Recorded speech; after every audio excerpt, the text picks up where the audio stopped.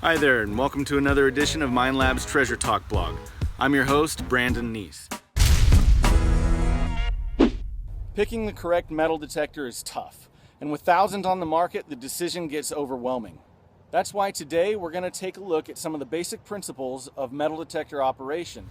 Let's talk a little bit about metal detecting technology and how it applies to the metal detector's job.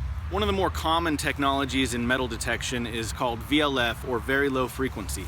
Very low frequencies are very popular because they tend to discriminate very well. And by discriminate, I mean it has the ability to pick and choose the signals that you want to hear or the ones that you don't. Personally, I don't like to hear iron, so I block iron signals out. That's discrimination. Most VLF metal detectors work by using a single frequency. And as a rule of thumb, the higher the frequency, the smaller bits of metal you'll be able to find. But the trade-off is the higher frequencies don't penetrate the ground very deep. So if you're looking for small things that are close to the surface, a high-frequency VLF metal detector might be the tool for you. Most VLF detectors today only emit one frequency, but there are exceptions, kind of like the CTX 3030. The CTX 3030 operates using what they call full band spectrum, or FBS technology. FBS technology enables the user to analyze several different frequencies at the same time.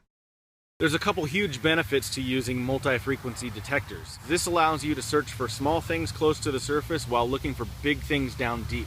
It covers that full spectrum, full band spectrum, if you will. Having more than one frequency allows you to analyze the target's different properties simultaneously, both ferrous and non-ferrous.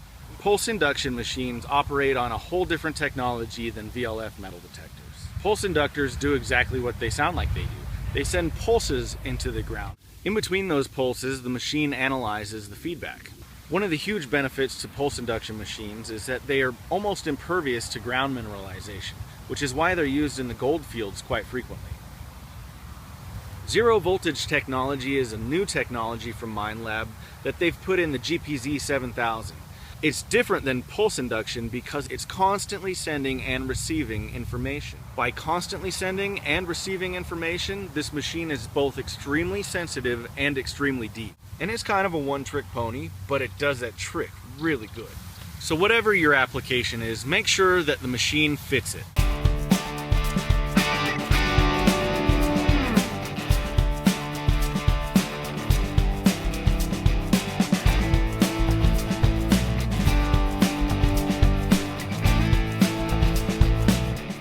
For a more in-depth look on metal detecting technology, check out my book, The Metal Detecting Bible. Thanks for joining us on this edition of Treasure Talk. Next month, be sure to join us as we talk about some of the accessories and other tools of the trade that we use when we metal detect.